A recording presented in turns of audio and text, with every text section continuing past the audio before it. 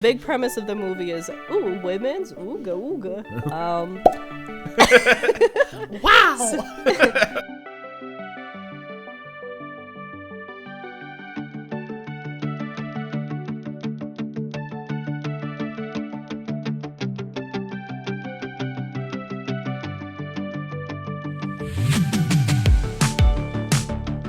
Hey everyone, welcome to another episode of Pointless Discourse with myself, Hoppocalypse, Xenopup. I lost the spreadsheet. There it is.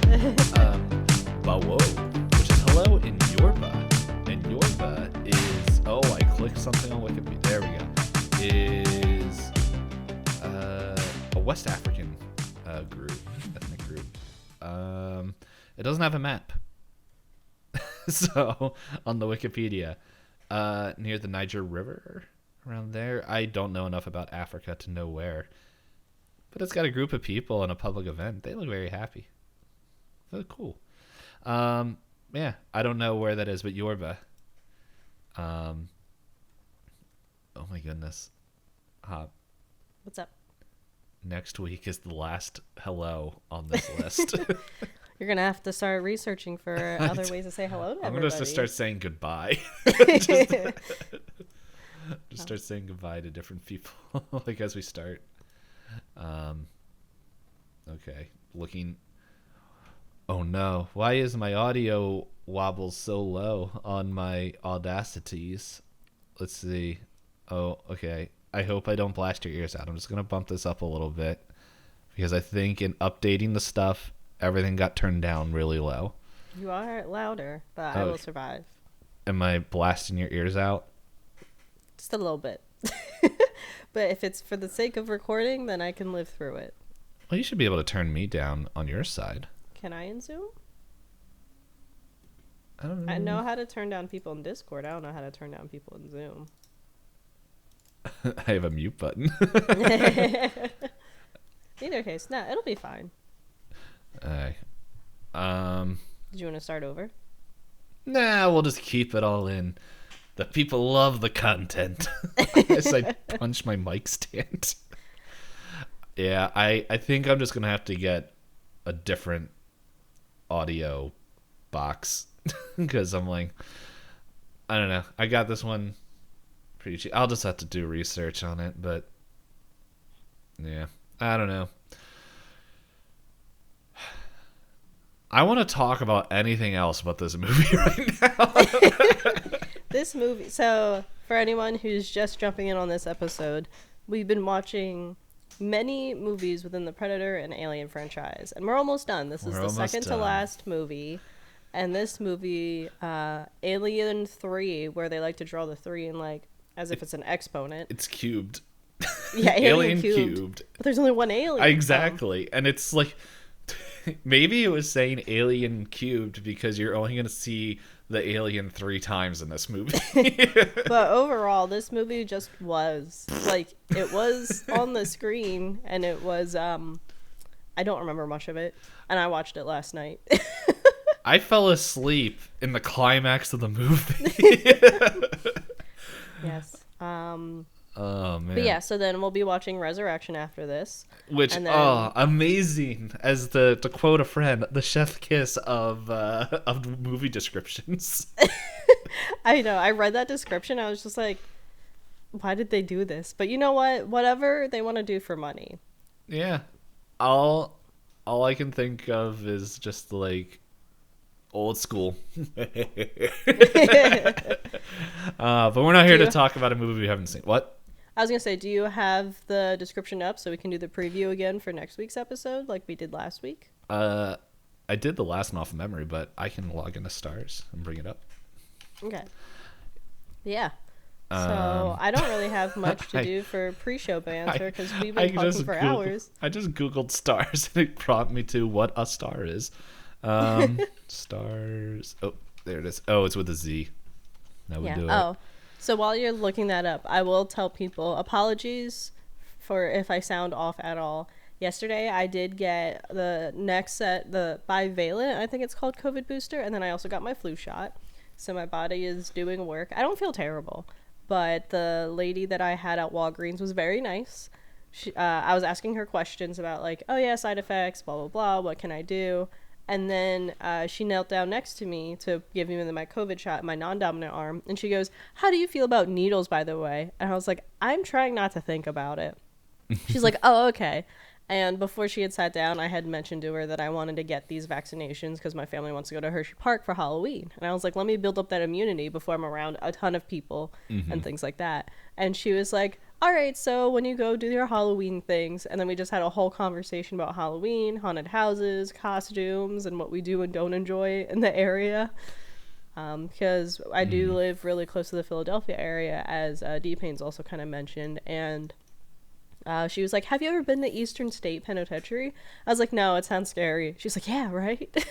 I was like, is that the one where they can touch you and stuff? And I mentioned, like, isn't there also one of those things where if you get to the top, you get a hoodie?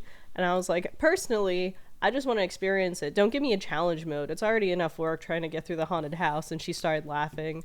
And then she was very much like, all right, since you didn't have any other bad side effects to the previous shots, you should probably be fine. Just hang out in the store for a little bit. And I was like, that was a nice experience. She's probably the nicest person I've been vaccinated by since all of this started. Yeah, Okay, so you mentioned getting a sweatshirt, and now my brain's like, I get something out of it? Like, I don't know if they still do it with since COVID, but one of the locations, I don't remember if it's Eastern State or somewhere else, it's one of those places where it's like if you can get to the end or the top of the building, then you get a sweatshirt. But you also sign away a waiver that you agreed to be separated from your group. You're allowed to be touched. I don't think they could pick you up, but like if I were to go, they would pick me up and like get me lost on purpose, things like that. So is it like kind of part maze, part? It sounds like just an experience, pretty much. It's a haunted house, but it's supposed to be one where the people are allowed to actually interact with you versus a lot of other haunted houses are people like, you know, separated from you so you don't ever get physically touched. Yeah. I don't know. Like, part of me is like, I want a sweatshirt. But the other part of me is like, I don't like it when people I know touch me. Let alone strangers that are trying to make you feel stressed. Yeah. I was like, part of me is like, I think I would be okay. But at the same time, I'm also remembering I went down a water slide and I almost had I'm like, I think I'm getting claustrophobic. Yeah. So, I don't know. As a friend of mine mentioned to me before, I am very much the person of, this thing makes me feel bad just like from one experience, so I avoid the whole thing. Like, for example, LaCroix made my teeth hurt once, so I'm never drinking it again. And I'm like, and it's just like, I had a not pleasant experience at a water slide. I have never been back to a water slide. I had one bad experience on a roller coaster. I'm like, I'm never doing a roller coaster again. I mean, at least you try it. There are a lot of people that look at things and go, nope, not even going to give it a shot. Yeah, and so it's just like, yeah, I know my boundaries, and I choose all the ones that make me look the best. But yeah. So did you find the description so we can read it out for the next week's preview? All yes. Right, so we can save that for the end of the episode so you guys can enjoy that. I finished this movie last night and I immediately messaged D-Payne. I got a glimpse of the next summary and I'm very upset. Well, the first thing you sent me was almost what I immediately sent you, which was, well, that's a movie. Yeah, well, you initially said, well, that's a movie. And then I said, wait, it's 115 minutes long? And you said, yeah, it's shorter than the rest. I was like, by 10 minutes maybe? Well, no, the second one is 117 minutes, including credits. This one is 100, pretty much the first one, 2 hours and 17 minutes. And this one is just shy of 2 hours. 2 hours. And then the next one is, and the first one's like 2:10. Yeah. And that they keep getting shorter by like 10-minute increments. Because I looked it up and it's like it said it's like 1:17, so I think it's like an hour and 40.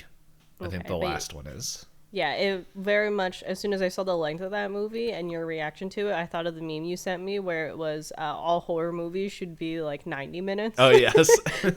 Well, it's just like the big brain. But yeah, it was, I don't know. It would be nice because it's like it does. It's not that it's terrible, but it's just like sometimes it's like real rough. Like, okay, Prometheus, the whatever Covenant, Alien 2, all over 2 hours long, and it's just like. And it's weird because the rest of the movies, I don't hate that they're that long. Right. Yeah. The only one I said I think could have had some more stuff cut was The Aliens. second one. Yeah, it's Aliens. But you know what? Watching these last two, well, I shouldn't say last two. I'm just already assuming the fourth one's going to be terrible.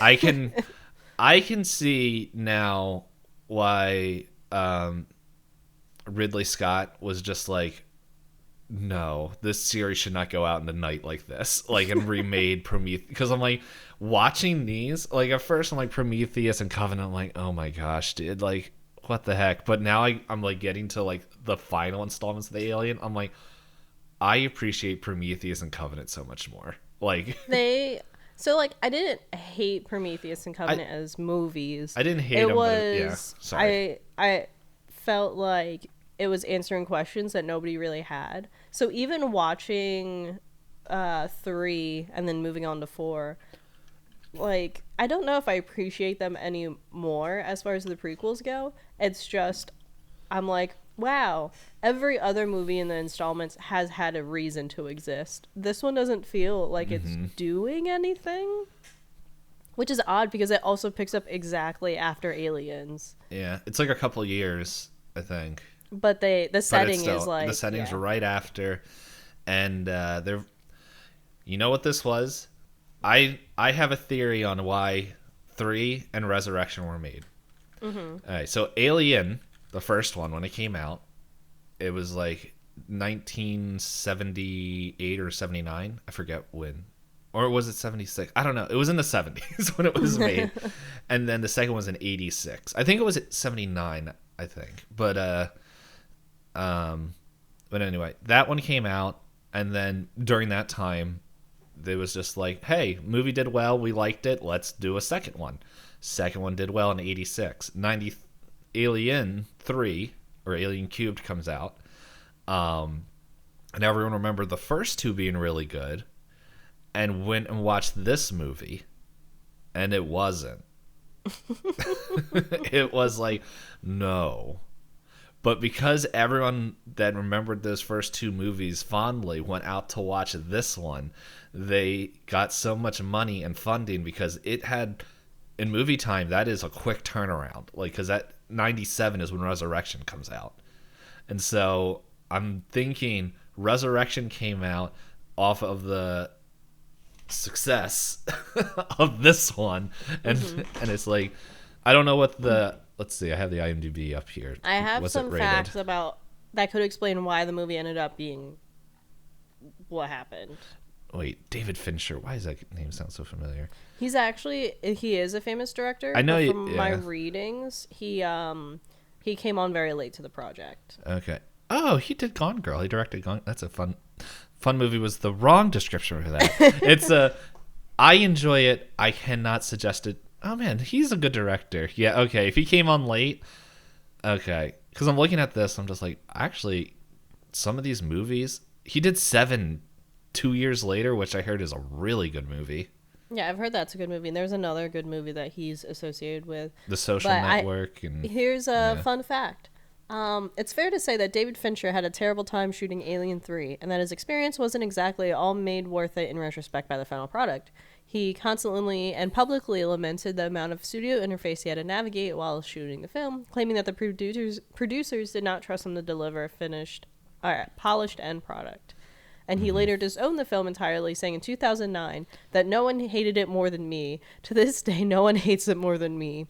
And his negative experience even caused him to briefly consider his career in Hollywood.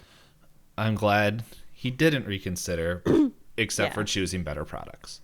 Yeah, it says that Sigourney Weaver spent all her time saying that he was a good director. It's not his fault that it turned out this way. Yes. I will say, like, even though we're starting off with, like, saying, oh my goodness, garbage movie, I will say there are parts of this movie that I did like. and we can get into that when we get in there. You found things you liked? Oh. It's not the story. I will say right from the get-go, it's not the story and the majority of the characters. I'll say right now, actually, I like the visuals. I like the setting. I thought it was a little dark. And, like, not so much like darkness. Oh my goodness, I'm like blowing myself out looking at this. I thought the prison setting, I liked how it looked. I liked it, like, because it's a whole planet, but it was enclosed pretty much to one section. But okay. I liked, like, kind of that big gathering area that they have where it's just like this pit and like they have all the cells and the chains, the mess hall, which they really don't like. I liked the settings, and it looked like the trash pile where she has to go out to, where I liked how it looked. I didn't like the music accompaniment to the end of the trash pile thing. But that's looking at this, I'm like, okay, I really like kind of just how the setting, like, and just the visual of the setting. Like, even though it was dark, I was just like, okay, I like seeing it, which it probably was at that point. But it was just like, they probably built those sets because it was in 93. And like, even that, because you can tell very clearly in 2022 vision of, well, that's a CGI. But it's I don't know, that was like the one thing I liked, where it's just like the rooms that they were in, even though it wasn't like super, it felt like scum of the earth, like forgotten, dying, whatever they were, mining planet. But yeah, it did reflect what they said the setting was. Yes, I liked, and that's what I liked about the movie. All right, so then don't like really anything else in this. So to help people understand our gripes with this movie, so some of the facts that I have found are that filming started before a completed script was made. Just like Lost. Yeah, filming began before the script was even finished. There were several iterations that they took and threw away. One of the scripts that was not used was later adapted into a Dark Horse comic book, which was pretty interesting, pretty neat. But actually what happened was, when they first started setting up things for this movie, it seems like Sigourney Weaver wasn't really planning to do a whole Ripley role again. She's like, I'll do a cameo, but I kind of want to, like, do other things. You know, she's an actress. You want to create a breadth of work. And then it said that originally Corporal Hicks was going to be the main character with a cameo of Ripley. So he prepared to be on the movie, which is neat, right? It would have been an interesting take. So let her die. Yeah, let her be done. But yeah, so the idea was to have Ripley remain in a coma for much of the movie's runtime, whilst Hicks and his team evacuated their ship after a disastrous experiment combining human and alien DNA. And then so it made sense. That sounds like a way more interesting concept. Concept, yeah, because it's just, you can still have the weird prison people and be like, okay, well, no, leave the woman alone. How much trauma are you going to put her through, and how much gaslighting? Because of course they do that in this. Yes. And then it says, however, the version of that story was eventually thrown out, and the actor for Hicks was unceremoniously killed off instead. When he found that out, he was so upset he refused to even give studio permission to make a dummy version of his likeness. That's awesome. That's why you never get to see his corpse. Yes, but he still got paid. He even got the bag. Better for not being in the movie. Good for him. Well, technically, they do use a digitized version of his face in the beginning. In one scene. Yeah, let me see if I can find where that fact is. It says that he got paid almost as much as he did for Aliens, despite not appearing in the film.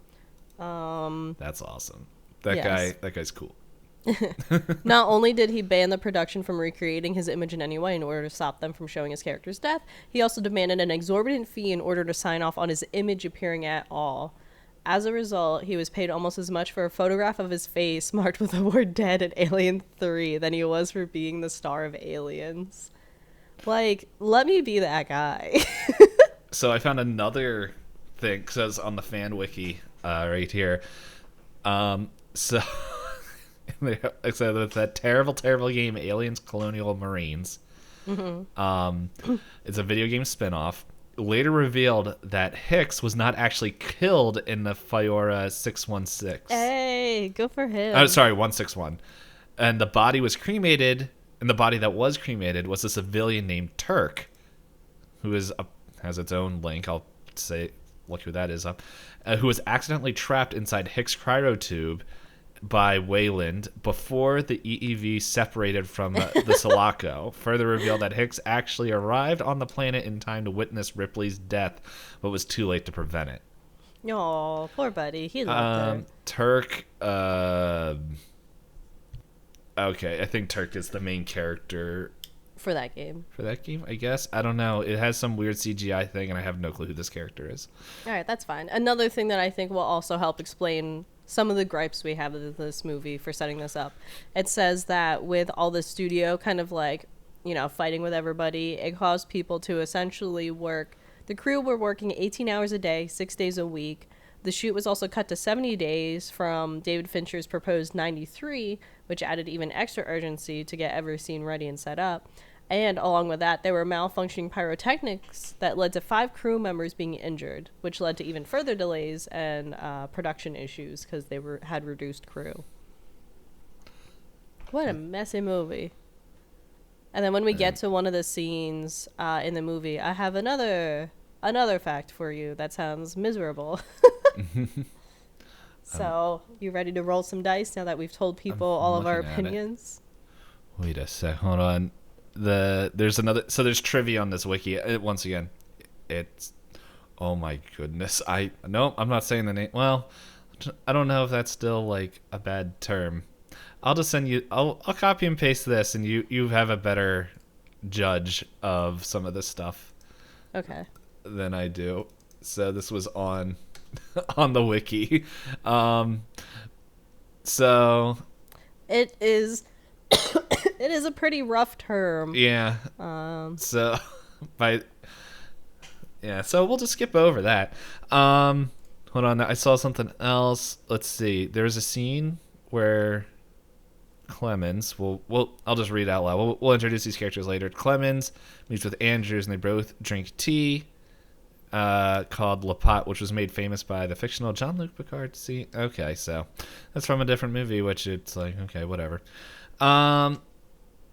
Yeah, so I'll roll my die. Yes. I pre-rolled my dice. Yes. I'll let you roll first before I say what I got. Okay, I'm gonna roll the stinky cheese die because that's what I felt like watching this movie. Oh, well, you might be going first. I don't want to talk about the plot of this at all. Well, I have a 7. I have a 12. So, well, here, how about this? Because I suggested a different way of going through these movies. I mean, just like little sections. Like I can just do the brief overview of each section. So that's pretty much, we're going to try a different style, see if we like it moving forward. Instead of doing, if you guys have listened to us up to this point, this whole far, we've been going like beat by beat for the movie. And I think this is probably a pretty decent movie to try this with, where we're going to try to sum it up in like chunks. So we're going to explain a chunk and then just say what stuck out, rather than kind of like, we're not here to explain the whole movie to you. If you guys want to watch this mess, go ahead. It's on Stars or Amazon Prime. But I don't think we want to, at least, I don't know, there might be an audience for it, but it's just like, nah, we don't have to explain the whole movie experience beat by beat. Let's just talk about the memorable parts in this sleepy movie. So we have, apologies if I take lots of breaks. I'm trying to drink water to help with it, but you're good. So we have our introduction, which does the usual, like, they try and take on the slow typing thing to kind of set the world for us. You see a chunk of the evac ship fly down and end up on a remote planet. And in it falling, you get credits for all the famous people in it. And then you also get images of sleeping Ripley, egg that's open, face hugger, screaming death, all that happening. And then you have them laying on the planet, and then they introduce the prisoners and kind of the setting of it where they're freaking out, like, who is this? What is this? And they're all yelling at each other and being grumpy. And then essentially it goes from there to them doing the info dump on Ripley as she's slowly waking up. Yeah. Yeah, I would say Act 1 kind of ends with, like, the autopsies. Okay. So then... Because, like, then it gets into prison romance. So stupid. And spoilers. Yeah, for anyone that really is worried about being spoiled about this movie. But yeah, so then this is when I'll add in the other fun fact. It says that Sigourney Weaver did praise the skill of the director because he did his best to help her out with how stressful it was shooting. She said, on her first day working on Alien 3, Sigourney Weaver was made to lie under a sheet, completely naked, half blinded by the bloodshot contact lenses she had to wear, with lice being poured over her face and poured into her hair. And it was the most intense experience of her working life, even though she felt immediately 100% comfortable with the director. This was before the new director? I think that's when he got on. I think they say he was put on late to the project in terms of because of all the different previous scripts that kept getting scrapped. Okay. And then it got to the Fox was like, all right, we have to make the movie, and then they put him on the movie, kind of thing. Okay. Because it says that he asked for 93 days to shoot, and Fox said you get 70, and he was just like, what am I doing? But yeah, so that was her first day of filming, and that's essentially how you get to meet Ripley with Dr. Clemens. Yes, Clemens. He's messing around with needles, wakes her up, gives her the info dump about like you're the only woman on an all-male prison, and then the chief. Whoa, hold up one sec. That was way more emotion than he ever showed. To the part where I thought he was the simp. I didn't hate his character. His character was kind of just bland. Yeah, like I didn't hate him either. It was just like, yes, do you want to tell me what's actually going on? It was like, yeah. It's like, wow, you're a woman, but I'm not a good man. What's interesting is I actually watched a British games show with that actor for Clemens on it, but it's like, that was in 2013, and he looked like, I didn't recognize him until I was clicking through the IMDb, because I was like, his voice seems familiar. Who plays like this guy? Charles Dance is his name. And then I didn't realize, based on him being born in 46, when Alien 3... Sorry, I was going to say Aliens. Alien 3 was being filmed, he must have been in like his 40s, 50s? I did not think he looked that old. Yeah, no, he aged well. I think this might be a picture... Because he's in Game of Thrones, so a lot of his recent pictures is him like aged up. He still doesn't look terrible. Like I don't know for if this his is age, like because he was in Game of Thrones. I think like 20. Hold on, I'll go to his IMDb. 2012. Yeah, no, he still looks good. Yeah. Does it like say I would his not age? have guessed he was born in 46. Oh, in 2 days it's his birthday. Oh, happy birthday! Let's see. Normally, IMDb tells people's age, doesn't it? Like, It usually has their birthday. Yeah, it has their birthday. I'm just too lazy to do the math. Uh-oh. 1946. Here. Okay. 1946. Oh, he's in The Imitation Game? I love that movie. 76. 76. He's 76? Man, dude. Yeah, that's what I mean. He looks good. He's a good dude. Man. I don't know. There's a lot of people around that. He's in The Sandman. Call back to something that wasn't recorded. He's in a lot of stuff. Who was he? Roger. I'm glad he's still doing stuff. How old is Michael Caine? Michael. That seems like one that should just be able to Google. 89. He doesn't look bad for his age too. Either. No. What do they have? British jeans. I know. I'm gonna right, so... Amazon. Can I get some British Lees? And so that way, I don't know, jeans. I know there's Lee's. I don't know if Jinko's still around, but anyway. Levi's. Yeah. Okay, so yeah, so Oops. he's messing around with needles, giving Ripley concoctions, giving her the lowdown of everything that's going on, and then you have the person who's the head of the prison comes down. We can't let a woman walk around anywhere. We can't. Evil Willy Wonka. He had a very particular voice, and he was just like, he was complaining a lot. He wasn't helping anyone out a lot, and he was demanding a lot. Yeah. And then he had his second, who I felt so bad for. He gets you find out his nickname much later in the movie, so I won't mention it, but he kind of feels like a parrot on the warden's shoulder, where he's just kind of like, yeah, what the warden says, and all that. Yeah. So, some of the things that stood out to me. First, I didn't mention why the autopsies. Oh, yeah. So yes. So then after there's a whole lecture, Ripley wakes up, has her usual nightmares, and is concerned about stuff.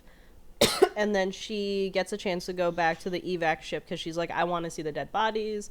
Like, these are my friends. I want to check in and see what exactly happened. Because she's very much that you can tell me whatever you want, but I need to see it with my own eyes. Very fair of Ripley. She's gone through a lot. Maybe too much at this point. And my other fun fact is James Cameron was apparently like, wow, Fox really decided to kill off my two characters that I wrote for the series, because he killed off Hicks and Newt in this movie. And then when Ripley is checking in on Newt, she notices acid on the floor. So then she goes, I need to do an autopsy, and convinces the doctor, even though the doctor proceeds to gaslight her, just like everybody likes to gaslight her.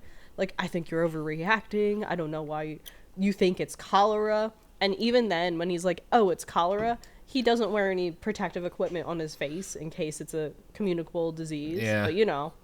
It's the 90s. No one ever got sick. I thought this was 2000. The movie came out in 93. 92. Well, then stars lied to me. I just Googled Alien 3 and it came up with 92. Yeah. Oh, yeah, it says Alien 2. Why did I think 93? I wonder if there was, like, whatever. I don't need to get into it for this one. All right, so that's our intro bit. We Yes. have evac ship crash on male prison planet. Doctor gaslights Ripley when Ripley thinks that there's an alien involved, and then she makes a whole dramatic sequence of wanting to see inside of Newt, and they do. There is a little bit of tension as he cracks open ribs of a child. Yes. So, I'm gonna say, this opening sucks. Because, like, I'm even Too much and nothing happened at the same time. Yes. There was fire explosions in the evac ship too. That was very absurd to me. I will say that okay, looking at Prometheus, Covenant, Alien, and Aliens, their openings for pretty much take their time. Like, even though Covenant is just like boom, explosions, but it's still like it's not like the opening for this, where it's just like, as I wrote, this opening sucks. What happened to taking your time? Not in the 90s. And it's just like, it felt like this movie could have had a interesting mystery element to it of like, well, is she, isn't she? And it's just like, no, we're just going to tell you right in the beginning it happens. Yeah, everything is already very much like, it feels like one of those movies where the writers felt like they wanted a handhold the entire time. And I think that's part of why I checked out so easily in the movie, because I was just like, I'm not learning anything. I'm just being kind of spoon-fed everything that I'm supposed to be like, I should be getting from the movie, but the movie's not giving it. And the other thing I wrote is like, how did that egg even get there? Because in Aliens, the baby tube coming out of the queen got ripped off. Like, yeah, she was like, I need to take this thing off and then like fight for my survival. Yeah, did the queen have like one more locked and loaded, ready to just like poop out? I don't know. I don't know. But the other thing I forgot to mention, I think what happens in this intro is you do get clips of the dog barking, and then someone in the prison staff who works with the dog notices marks on the dog and the dog whining, and I had written, the dog didn't deserve this. That's what I thought. I think did I write that? No. Oh, I did. Word for word. The dog doesn't deserve this. Like, I get it. The dog is like barking, and like there's no prisoners at the ship, but it felt like a really weird device to use to get the alien onto the thing. And then the other note I wrote for myself is, at this point I'd be so tired of surviving. Like, Ripley at this point has been alive for what, give or take 100 years, because we don't know how long she's been asleep on the in the evac ship. Yeah, because in theory Ripley's like in her 20s or 30s.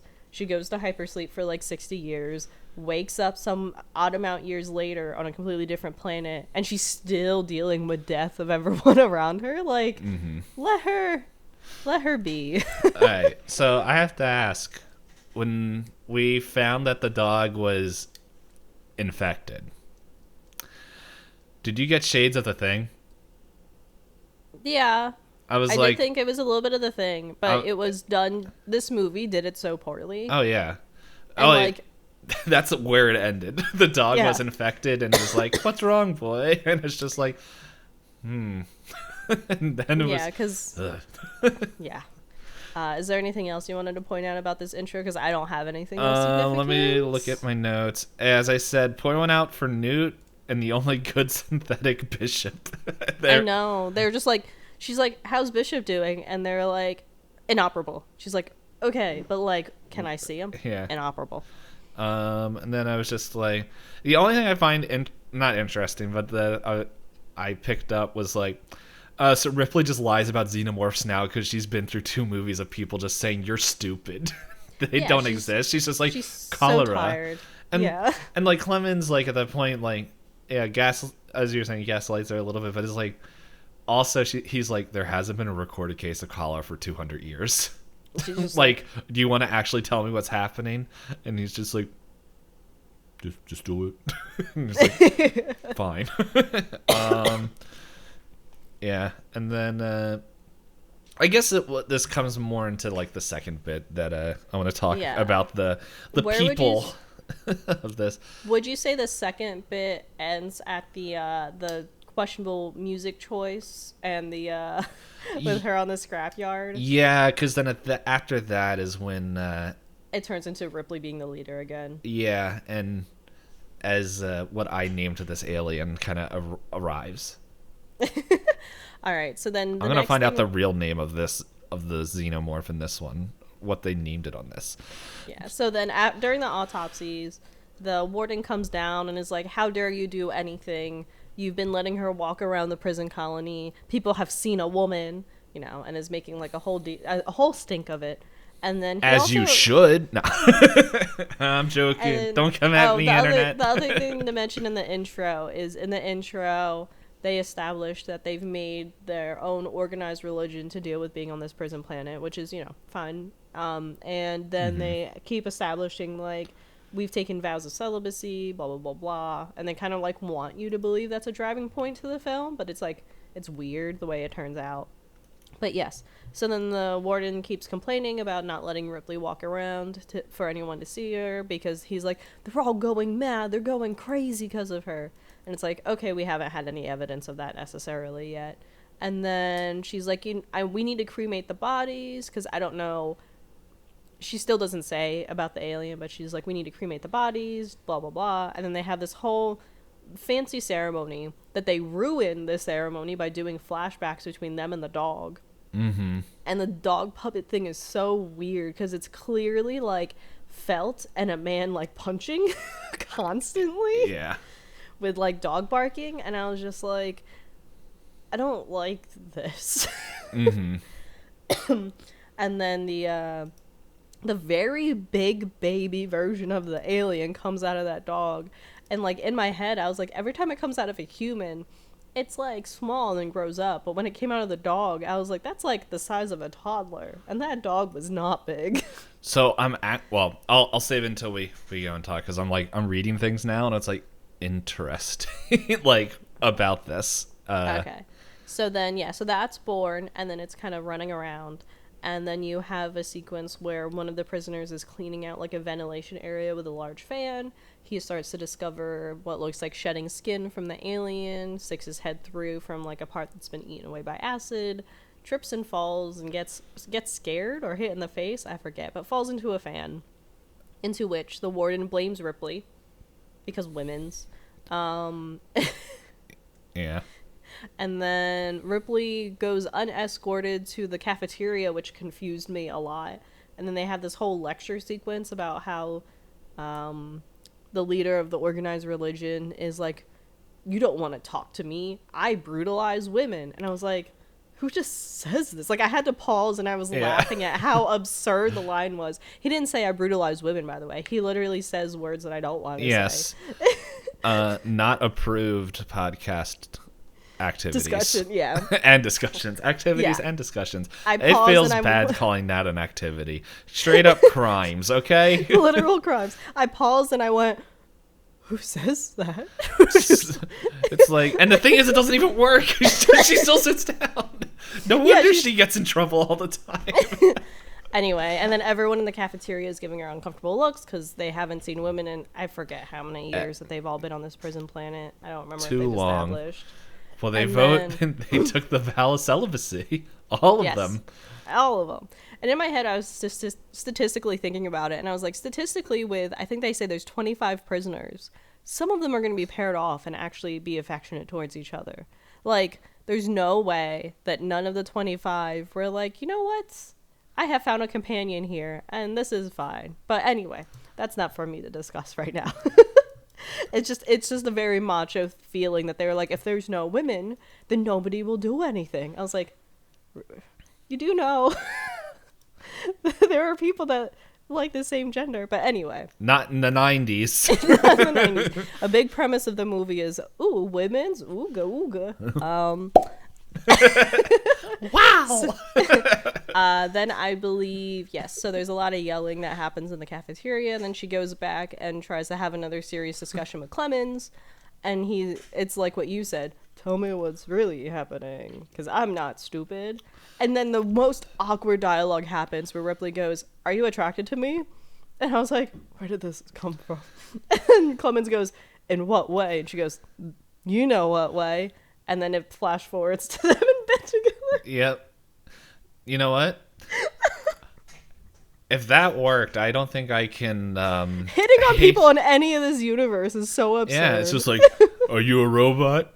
Well, you want to find out? It's just like, my quarters. 10 minutes. 10 minutes. And then, yes, but... So she...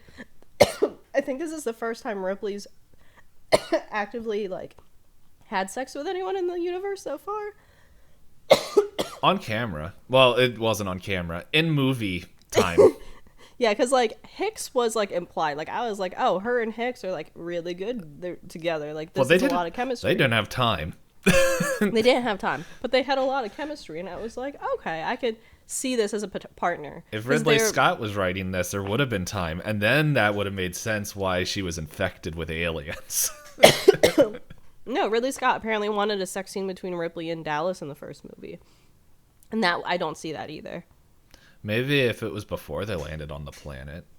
Maybe. I always see Ripley until this one just, like... She's too busy. She's too busy and doesn't have, like, the emotional and patience... Like, the emotional, not withstand... I'm trying to think of the right word. Not, like, immaturity emotionally, but, like, not willing to spend the emotional, like... time on She's somebody. Not emotionally available. Emotionally available. There we go. Thank you. Yes. And also not willing to be emotionally available, but also like just not patient enough to deal with anybody else. So she's just like, I'm just gonna be me. Like, and then while she's waking up next to him, she sees he has a barcode on his neck, and then she starts asking questions, and he's avoiding the questions. And then he gets a call from the warden via like some radio thing. And I wrote down that the warden is blaming boners on deaths. Because he goes, you got the lady running around and they've got hard-ons and they're falling into fan vents. How heavy is that? But you see, like, I was very Yes. confused at that line. Then you have Ripley going to pick up Bishop's body from the junkyard where they've left her ship. And the she's best running musical choice ever.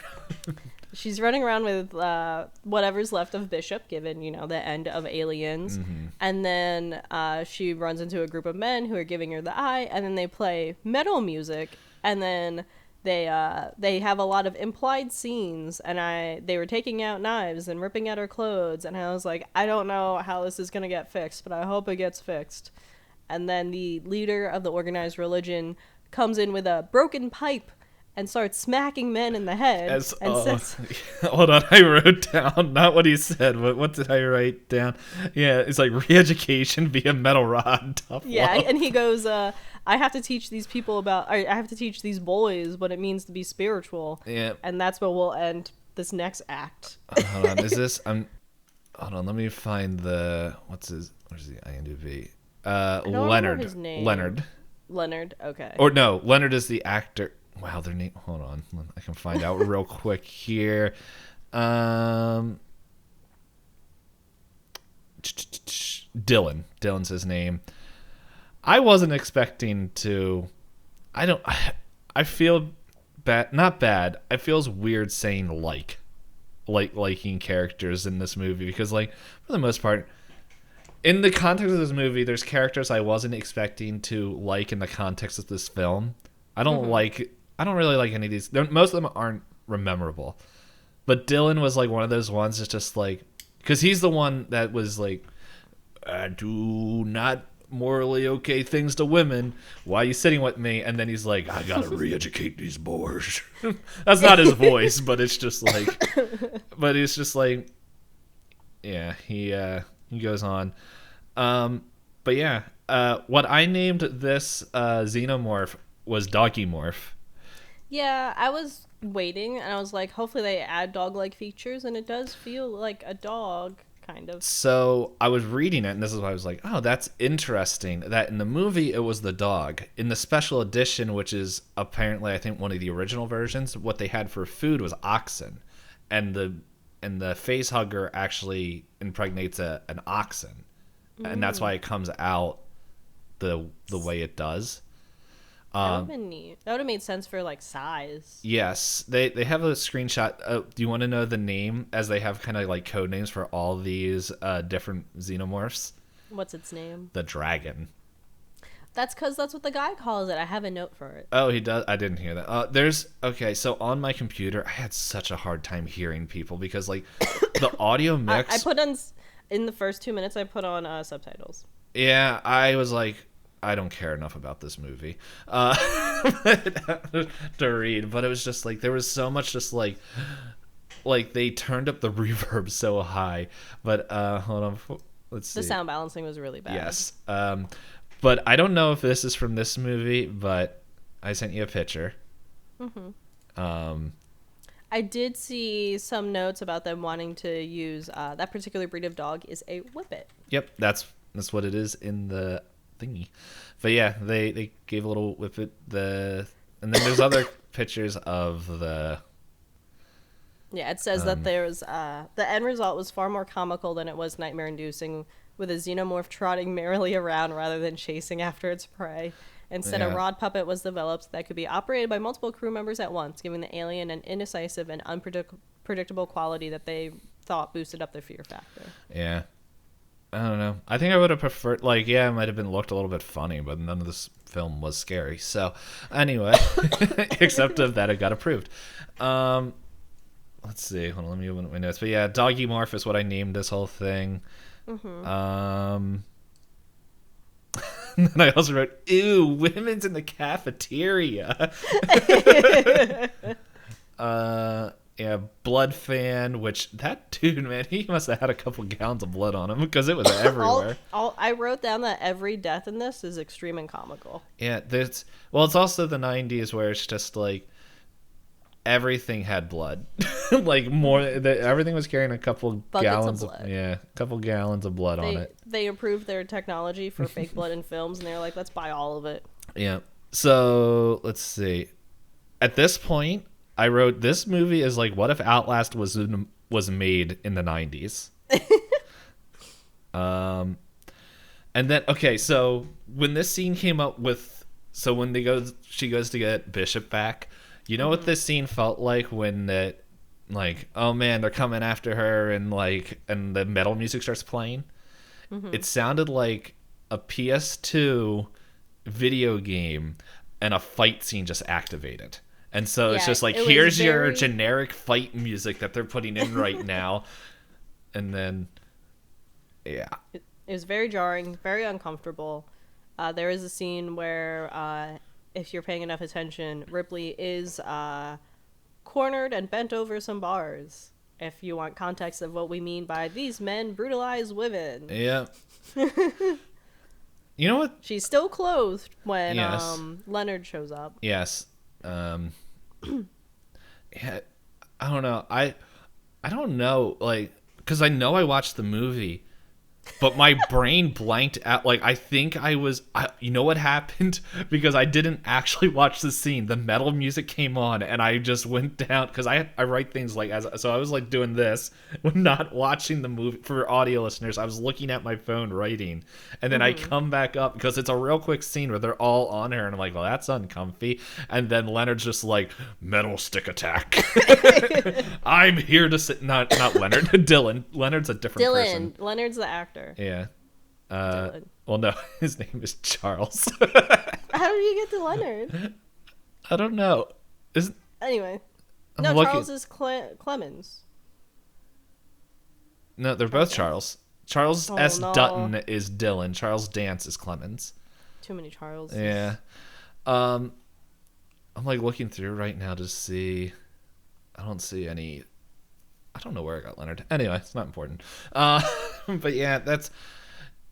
So, I know in other movies we talked about how it's like, at least the Alien series, it's like an on-ramp where it just kind of, it is a ramp up to like the action. This one, it is not ramping up. It is just like a flat line, and but it's not even... It's a heart rate, but not consistent. But it's not like a intense thing. It's just like, oh, well, you knew that was going to happen because you put her on a male prison planet. You know what would have been even better? If it was Hicks. Now that I knew that Hicks was one of the original versions to this, I'm like, yeah, try to do what you did with Ripley. He's gonna chop everything off. I would have really loved a movie with Hicks as the main character. I really did like his character. He was a good guy. Like, I want to try to see him seduce Clemens. Are you attracted to me? In what way? In that way. You know. I believe in miracles. I'm sorry, that dialogue was so rough. Oh, man. Much of the dialogue in this is pretty rough. You should not for like, I don't think it's the actors' faults either. Oh yeah, it sounds like this whole thing was rushed. Because all the actors, I can believe that they believed in what they were saying. But what they were saying didn't make sense together. Yeah. It's like, I want to, like, I'm not in a relationship, but it's like part of me, like, wants to take the lines from these movies and just try them on people. Yeah, like, when, not like, I don't know, intimate, like, saying the word intimate sounds like way too more intense what I'm thinking of. But it's just like, when things are like, oh man, if you want to like initiate like the flirtatious conversations, it's just like, so are you a robot? Just throw that in there. Just like see so where it goes.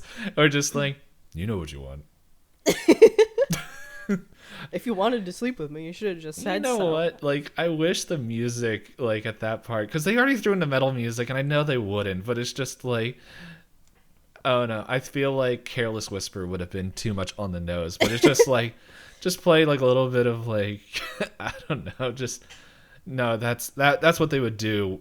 No, if it was made today, they would have shown it. And I'm like, you know what? I'm glad they didn't, because it feels like this would have been an awkward scene, not just to watch, but just the lack of chemistry. Yeah, it was more like Ripley's like, I'm not being chased by a xenomorph for 2 seconds in my life. And you know what? If it was flipped and it was a man Like, if, let's just say, saying that to a woman. Well, no, what I'm just saying is, like, if it was the opposite, where if Ripley was a man and Clemens was a woman, what would have happened in this movie is that Clemens in woman form got infected by the alien. And that's how it would have gone. It's like... Yeah, just watch Prometheus again. Yeah. That did happen. This is a stupid universe. Oh my goodness, it's all canon. Okay, So, yeah, we're done talking about this. So the next arc we have is another death. And I said, honestly, also comical, as he kind of just runs into him in the tubes, and there's just like blood splatters and screaming. And I said that, so then two of the guys are attacked because they're in, what are they looking for? They're looking for something in the tubes. I think they're just doing their job. No, because they were complaining like candles and not enough lighting. Yeah, I don't remember. I'll look it up and see if I can find it. But I thought they were just kind of doing their job, but I could be wrong. It could be. Anyway, so then two guys die, and then the third guy gets taken back to the ward, and the warden says he's acting crazy because he keeps talking about a dragon, and that's when Ripley finally admits, like, oh, dragon, I know exactly what he's talking about. That's right, he does call it a dragon. Like, as you're saying, I'm like, oh, yeah, I remember that. And then right before they call it a dragon, Ripley does bring Bishop to life. Yes. Because my note says same Bishop, because Bishop gives her the last logs of what happened on the evac ship, and then he goes, can you just kill me? Yeah, I am suffering. I want to talk about, like, I think that is the coolest scene out of the movie, personally. Yeah, that was a really good scene. And I wrote, same Bishop. It's like the raccoon meme I sent you earlier. Yes. What was it? I'm going to... I've become too self-aware. Yeah. Take me back. Yes, take me back. That's going to be... We're just going to share those now. Yeah. But yeah, so then they're talking and they're trying to figure out what's going on between everybody. And I stopped taking good notes because at one point the alien kind of just shows up and beheads the doctor. Like, he shows up in the curtains and Ripley's like, oh no, it's here. And then it grabs him by the head and just like pops his head. And I was just like, okay. And then I wrote, you're not allowed to love. And then I wrote, oh, it's the GIF. Yeah, because, that's what I wrote too. The very famous GIF of Ripley with a shaved head and the alien like going smoochies. Oh, and I guess I forgot to mention they make Ripley shave her head because they say the place has really bad lice. And then we did get a glimpse of Clement's backstory where he caused an explosion because he was drunk in the emergency room after working for 36 hours. They called him back onto duty, and he he prescribed the wrong pain medicine dosage. Yeah. And someone blew up a factory that killed like 11 people, and then he lost his license and ended up on this prison planet. Yeah, it seemed a little bit extreme, but it was like, well, we can't have the person Ripley fell in love with be like a monster. An actual bad guy, yeah. Anyway, so he gets his head ripped off, and then Ripley smooches. Where the alien gets very close to her face, does the double mouth, and then changes its mind and runs away. And, my notes are pretty incoherent. Yeah. I'd say the rest of this movie is kind of the action bit. Yeah, I would say there's... Sequence. Yeah, I would say... I'd say probably a good part to end is, like the end of this section is... when the superintendent or the jailer dies, because then it's because the jailer or the warden starts to give off this whole lecture saying like it's all Ripley's fault. We've got one dead man, 2 missing men, and then we have a guy who's gone crazy in the infirmary talking about a dragon. And then Ripley shows up and is like, guys, it came, it's real, blah, blah, blah, blah, blah. And he's just like, yell, yell, yell. And my note is, nice, it grabbed him when he yelled at Ripley. Because they're all in the cafeteria together, and it's kind of like, ceiling scoop. Yeah. And then everybody scream. I wonder if that's where the ceiling scoop, because it's so prominent in that movie, I wonder if that's why they put it in isolation. Apparently Alien Isolation is, like, canon to the Alien story. Yes, she's related to Ripley. She's her daughter, I think. When did she have time? That's what I'm thinking watching these movies. It must have been before she became a flight person. Yeah, I don't know. I'll look it up later, but I don't know. Actually, it might be on here. Let's see. Actually, I think the part I want to end on for this section Yeah, go ahead. is just saying they start to come up with a plan to try and figure out what to do with the alien in terms of stuff. Eventually, Ripley is like, let's lock it into this one area where it's like you can't get in or out without like this doorway. I forget what exactly it was. It was like a nuclear waste thing. Section, yeah. Yeah. And then along that way, they start to collect materials to kind of lure it into that section. They also gather like flammables to use to protect themselves because she says fire. And they have a lot of commentary about no guns. Apparently that was something Sigourney Weaver requested in terms of, reducing gun violence. She didn't want to have guns used in her movies. Apparently she also asked of that in Aliens, but then James Cameron was kind of like, no, with the setting, it wouldn't make sense. It does make sense with the setting. And like... Yeah. But like, it also makes sense with the setting why there wouldn't be any guns in there. In this one, yes. I do like how they explain it, where it's just like, this is a piece of garbage place. We don't have anything that works. Yeah. And then during all the plans, they also discuss who's going to be the next one in charge. And that's when you find out the terrible nickname for this guy who's like second in hand in charge. Yeah. His name is 85 that they all call him because his IQ test came back with an 85. It's so mean. Yeah, but it could have been worse. It could have been worse. They could have said words that we would not want to repeat. I found out. Oh, sorry. Go finish what you're explaining. And yeah, my final sentence was just going to be, and then Ripley has a dramatic moment where she just wants to be like, oh, wait. No, I'll save that for the next sequence. But anyway, they're making up plans and trying to figure stuff out right now. Yeah. So apparently there's a whole big story arc for Alien Isolation. Amanda Ripley McLaren. Amy...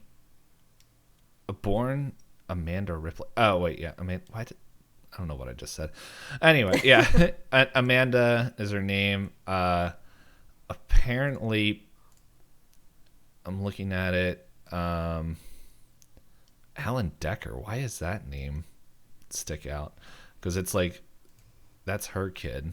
But anyway, Paul Carter. Who the heck is Paul? Is the stepfather Alex? Okay, I'm like looking through like this wiki. I'm like, I don't know who any of these characters are. If this is like in the story, yeah.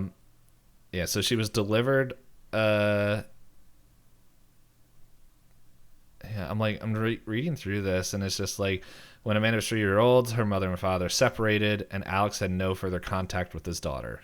I don't know who the heck Alex is. I'm looking real quick. There's literally nothing except that she's her daughter or her father.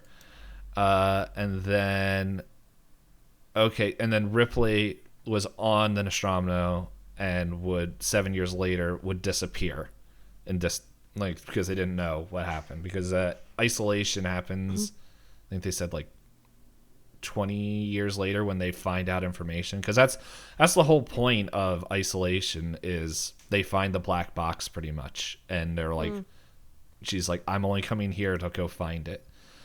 And yeah, so then Paul Carter, which I think is Paul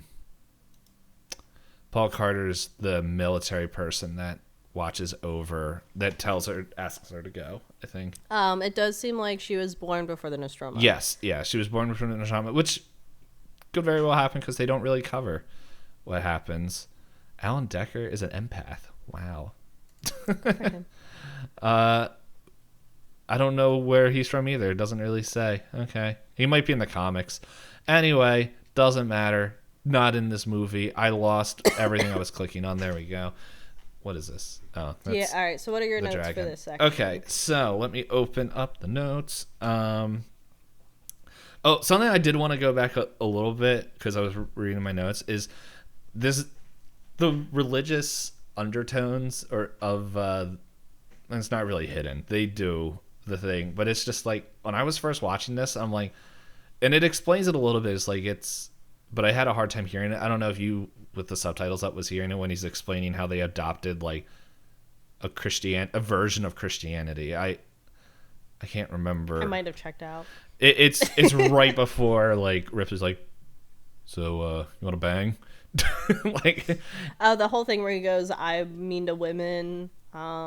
He does mention he's like, "We take in intolerable." Clemens explains like, yeah, they follow. Oh, Clemens Yeah, explains? it's like that whole Okay. scene is like really like right before she's like, so think I'm hot.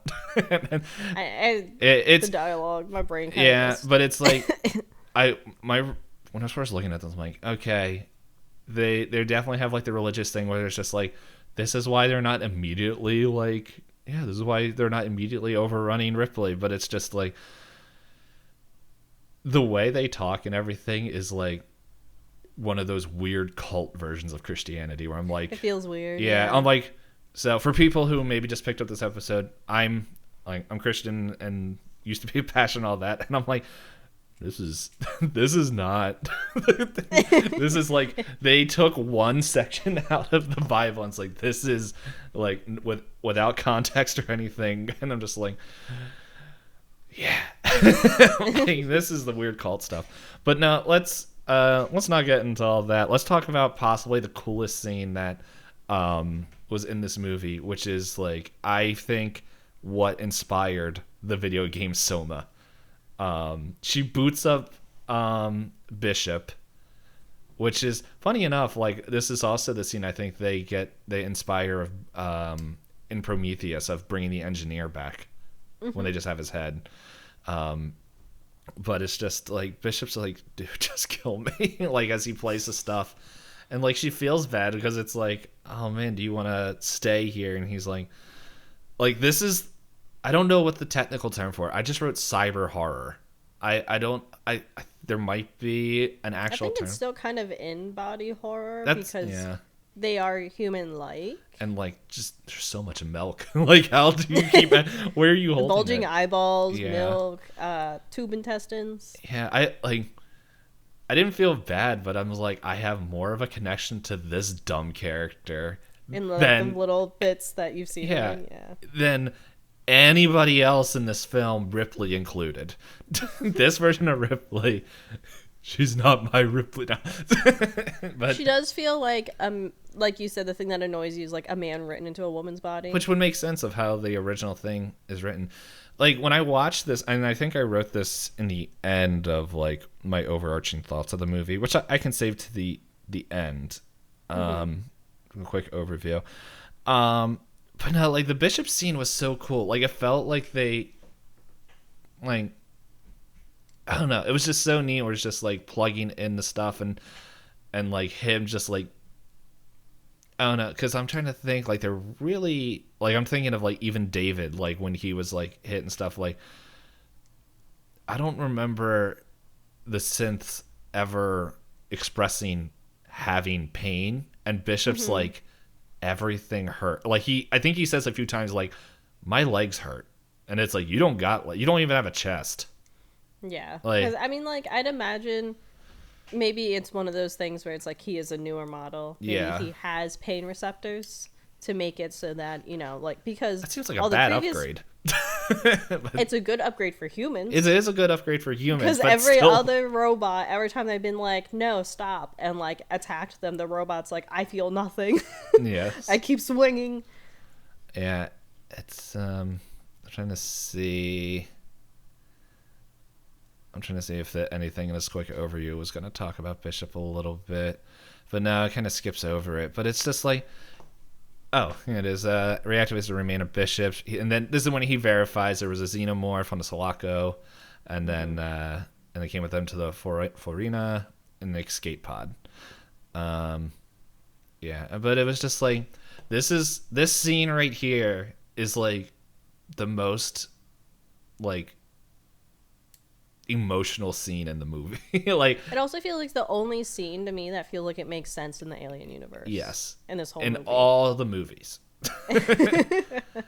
It's because it's like, it feels like she comes to this prison planet and it's just like she can't trust really anybody, and then it's just like, it's like meeting up with like an old friend, and she's just like, oh man, and then it's like that old friend's like, you gotta let me go. Like, put me out of my misery. I can't do this. And it's like, it's not hard. All she has to do is hit a switch. But it's just like, I think I also like Bishop boots up. He's like, I like your haircut.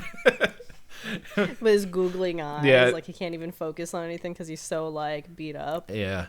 This also has the weird jarring thing of like, that's not a human to like, oh, it's a human now. Yeah, with her running around with a dummy on her back, on her shoulders, and there's no milk anywhere, but then he's laid out on the table and there's milk everywhere. Yeah. I was like, I'm not gonna pay attention because that's such a nitpicky thing to notice. Yes. But I can't help but notice. But it's the, in my opinion, the best scene in this movie. The most memorable. Mm-hmm. Good scene. But no, I did like how it's just like, because even in Alien, when they just have the head of Ash, she's just like, heck with you guys. If I can control my arms, I'm still gonna kill you. Get over here. And like, in this one, he's just like, that small whatever upgrade that they do is just like, it's a change. Mm-hmm. As we said, wrote it's the GIF. Yeah, and then that's pretty much all it is. Oh, the other thing I wrote was when the one dude you said with all the candles in there. I can't remember. Mm-hmm. I can't remember which arc you said this was in because I'm just quick scanning my notes. I said it was in this. Okay. I was like, the prisoners running while screaming their heads off was the most realistic thing to happen when encountering a xenomorph killing your friend. I'm just like, Yeah, yes. they turn the corner and they're just like, oh god. Yeah, no, they're like, nope. I didn't like him anyway. And just like, I watched that scene. I'm like, is this movie trying to be scary or humorous? Funny. And it's just like, it's very funny whether it wants to be or not. Yeah, and it's like one of those things. I'm like, am I watching this in the thing? I'm also wondering, like, thinking because I just saw Newt's name on it. Did Fox really hate Newt? Because like they gave her like the worst death. Yeah, she and drowned, then, like, and then it was, shows her. Weird. She's like, ah! Yeah, and then it was very extreme for her. And then dummy. it's like, dude, you know that they would have did the autopsy on Hicks if the dude wasn't like, no, you're not allowed to even use me. And like it's weird because both of them, I liked both of them as characters. Yeah, I was happy that they both made it to the end of the movie. Yeah, to immediately get Wrecked. to get controlled Z Off out screen. of them. Yeah. So I don't know. It would have been neat. Like, I'm just trying to think, like, even Newt would have been like an interesting character instead of Ripley in this movie. Like, because then then they wouldn't be able to do their weird prison stuff. But it's like, even if they aged her up. I hope not. Yes. Yes. But they do make a mention that some of the people in this prison. Yes. Like, and then it's like, well, I'm kind of glad because then I would touch other things that I don't want to talk about or think about. But no, like, it would have been even, like, because I don't know. I think the strong suit of Newt, though, was the fact of how well she knew that area. And it's just like, I don't know, her running in all the tubes and everything. It would have been interesting, but I'm pretty sure she just got... It wouldn't have had the same effect. Yeah.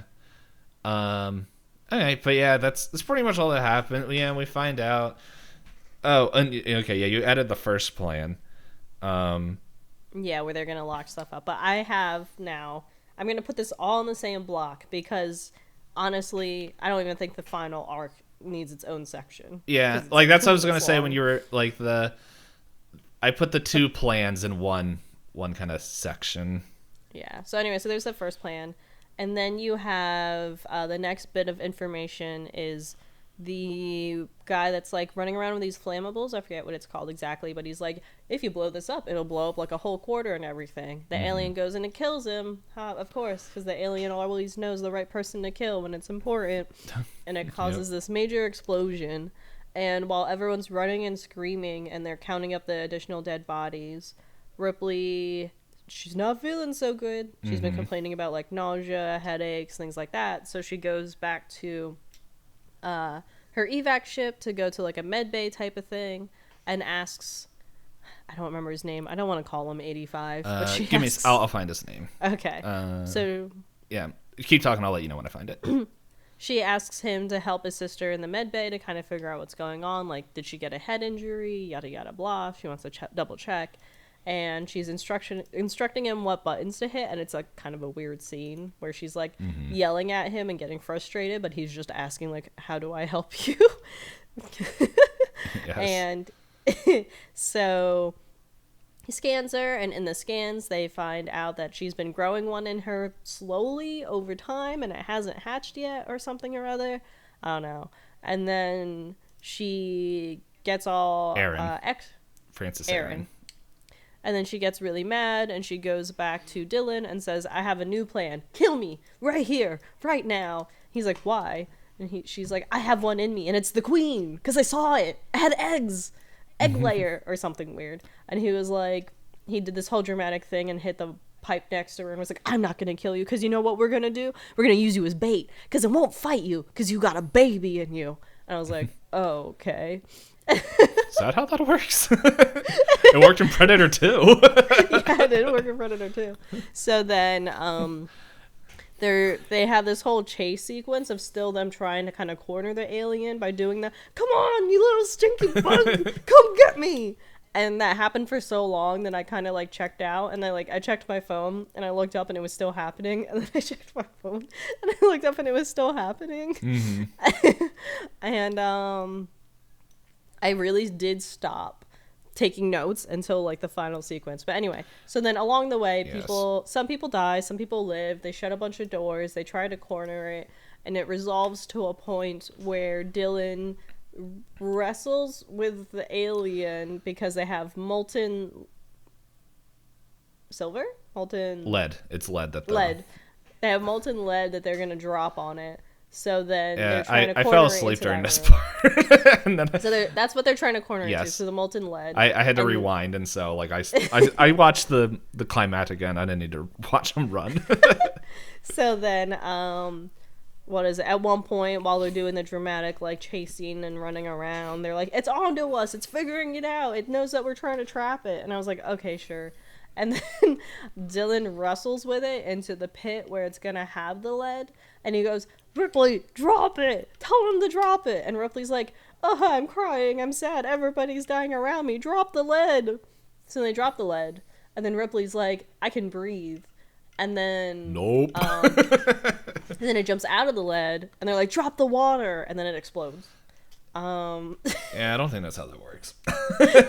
I looked it up. I was like, how did it die? And it said that from the extreme temperature difference, it cracked its exoskeleton, causing it to explode. I was like, okay, Wiki, thank you for explaining that to me. I don't even know if that's how, like, is that even, like, okay, hold on. Well, I don't know how much water it would take to bring down the temperature of molten lead enough to make it a extreme temperature difference. Unless the aliens' exoskeletons are actually glass. Yeah. Molten lead explode from extreme cooling. It'd be nice if I spelled lead right. It would help. I wrote LED. Lead cooled fast reactor. Oh no, this is cooling by lead. Oh, like Cool Master. Yeah, molten lead cooling. It doesn't sound like you could easily. It sounds, yeah. Okay, so it looks like molten lead is actually used as a coolant for nuclear reactors. All right. Oh wait, 21 ways to avoid molten metal explosions. So let's see. How common is that? I don't know. So sorry. You're fine.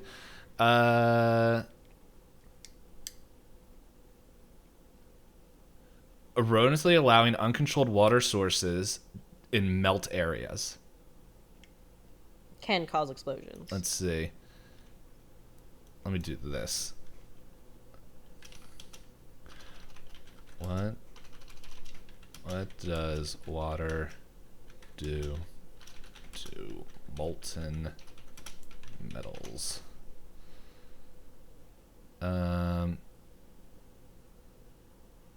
Water and molten aluminum is apparently super poisonous. I think I knew that. The gases that it Yeah. emits. Causes of explosions. Okay, so yes, an explosion could happen. It is, in some cases. Yeah. Anyway, it is possible. It has happened. It wasn't something like this would be cool for the movie, which it literally sounds like they read. This is gonna be cool for the movie. Yes. So, and then there's like explosions and stuff happening between everything bad happening. I don't remember how the explosions were caused, but Ripley is like standing on a platform and there's like fire everywhere, and the evac team shows up, and the evac team's like, one of the prisoners is like, some of us are still alive, and the evac team's like, where's Ripley? That's Aaron. Give me Ripley. Yeah, Aaron goes up. Yeah, because they also get notes to say, like, whatever you do, secure Ripley, keep Ripley alive, we need to bring Ripley back. Yes. Very, like, Wayland. And they show up, and what looks like Bishop is like, Ripley, we're here to take you home, we're gonna get it out of you, and you're gonna live, and everything's gonna be fine. Ripley's like, I don't believe you, who are you? You're another droid. And he's like, no, I am the designer for Bishop. And I was like, oh, is this why AVP1 used the actor again? Probably. And then when Ripley's freaking out, you've told me his name several Aaron. times, whacks him in the back of the head, and then his ear is just falling off, and he doesn't seem to be in pain as they're yelling at Ripley, and I was like, what's happening? I actually re-looked at that scene, and there's actual blood. Like, they put in blood. Like, not, like...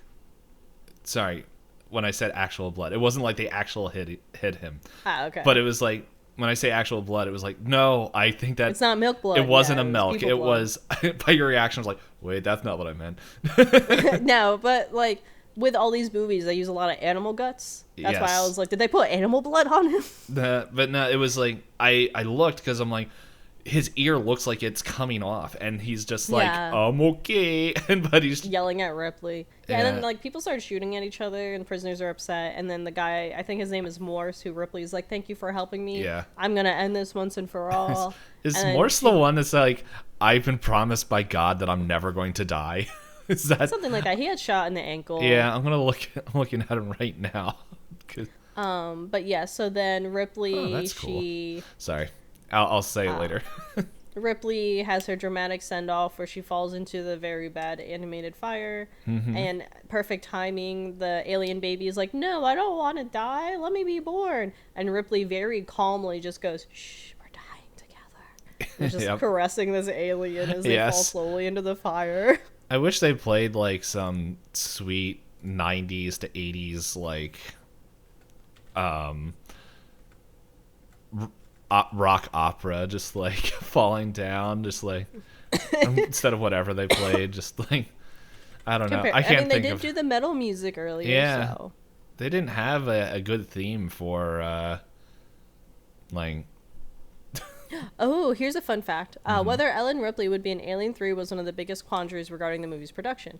Both Sigourney Weaver and Ridley Scott heard rumors about an upcoming Alien vs. Predator movie, which made them hesitant to return to franchise. Oh. However, Weaver was soon mandated to appear as Fox president Joe Roth insisted she star in Alien 3.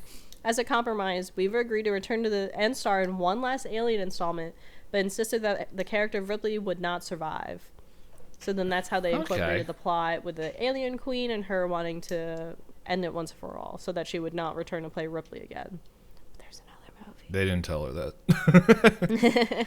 But imagine Ridley Scott and her like, Alien vs. Predator. I don't want it. Yeah, I don't blame her. My the only note I have for this entire ending sequence was she was so calm when that thing finally hatched. Yeah, like she knew. She'd been around enough. Apparently, Morse, when I don't know. He was the one that was just strange, like the whole time. Like I'm looking at it, I was like, oh, that's right. He was the one that was just like, he wasn't all there, and and so like I don't remember if he's the one that was the one that was saying that he would never die. I think that was the other one. A lot of these characters looked very similar, but apparently he in his description is that he wrote a book called The Space Beast detailing his experiences, but it got banned. Like That was pretty much the name for the first movie. Yeah. Star Beast, Space Beast. yeah. Yeah. But anyway, Overall, this movie is, yep, Poop. in a sense. Yeah, it is. It is. I'm trying to think of if I wrote anything in there. The thing I did find interesting was like because of the lack of guns. Now that I know that Sigourney Weaver was like, no gun, was it forced them to be creative. Like, not so much, even if like on film it wasn't great, but it was just like, well, how do we fight this thing? And like just how Ripley is like, you guys are on a prison planet and you don't have guns. And they're just like, you don't have anything. Yeah, and then I mean it made sense why they did it, because Yes. the warden was like, even if they were to escape, there's nowhere to go. We don't want to have weapons around any of these people. The other thing is like, I like how they want us to feel bad about these prisoners, but I only remember 3 of them. Yeah, I remember Dylan, Morse. And Clemens. Oh yeah, and Clemens. He was technically a prisoner. Yes. Even though I think he's like, I could have left, but I just stayed. Yeah. Yeah, and so the other things that I enjoyed, and we can just kind of go through what all the closing arguments I get, or not arguments, but just like, I liked this. It was like at this part where this is where I was really starting to like Dylan in the last 5 minutes of his life, because he was like fine and just started sassing and yelling at the xenomorph while like just punching it. Like, what, you weak man, come on. And just like, Ripley, do it. She's like, I wanna, we promised you would kill me. He's like, shut up and do it.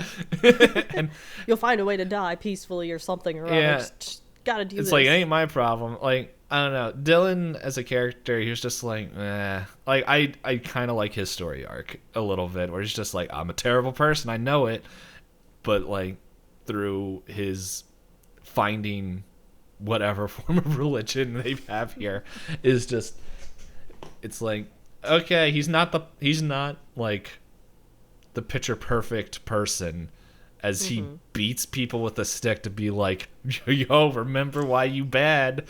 This is why we're not doing this. But then it's just, it really makes me question if the doggy morph, how weak was this thing, or how strong is Dylan, where he's just like just punching this thing in the head. Yeah, because like it was dragging people through places. It Yes. was picking up people through the ceiling.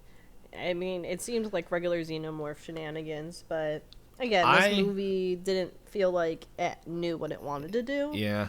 It's just like with Dylan, I want to see Dylan face an actual xenomorph, because I could just full grown. Like just how Oh, also another note, we only saw shedded skin once, so we also don't know what form it was in when Dylan fought it.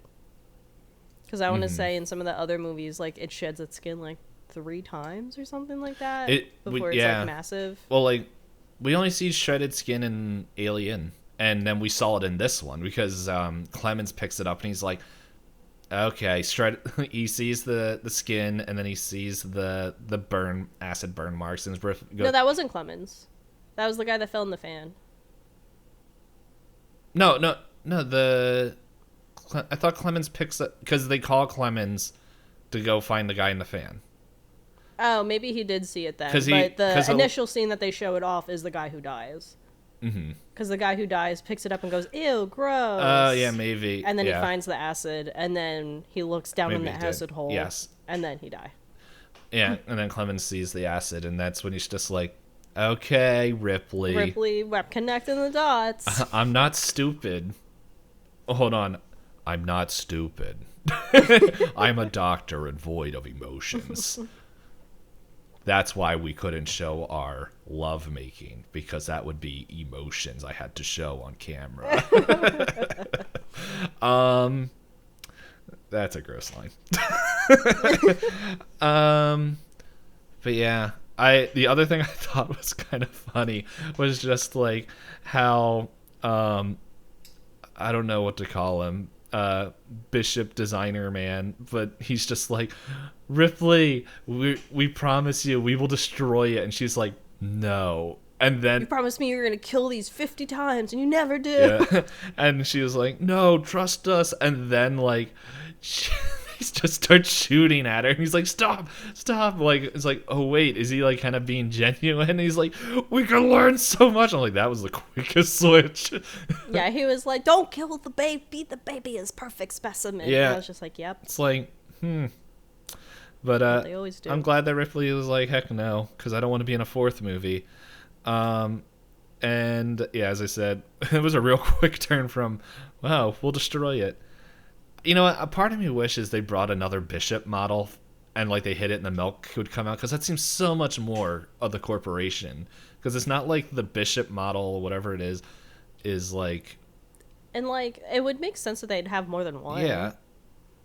There's more than one David. Well, that was before all this happened. Yeah. And Before and after at the same time. mm-hmm. And like, I don't know, I just assume like there's multiple forms of Ash and multiple forms of Bishop out there, because this one's apparently called Bishop 2. Yeah, hopefully they decommissioned all the ashes, because Bishop was like, oh yeah, every one of those that was made.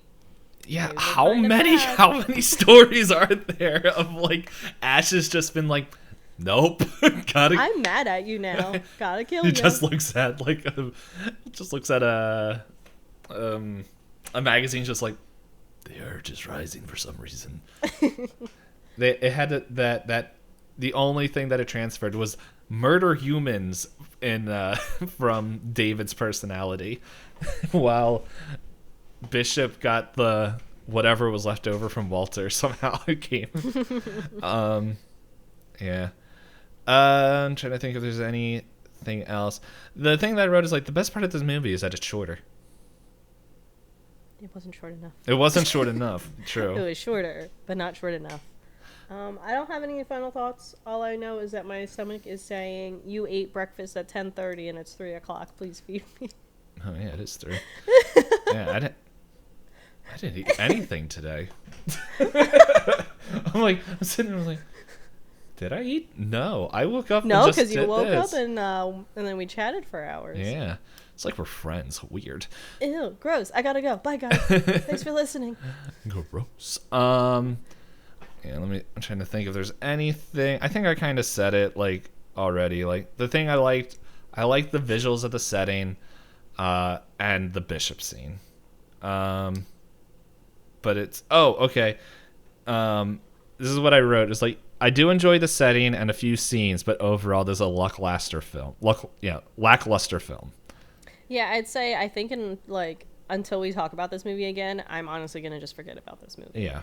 Like, it's not like Predator 2 where I'm offended by its existence. I'm just... Yeah, I think that's what I sent to you as well. Like, yeah, you're like, it's not P2 levels, but it just...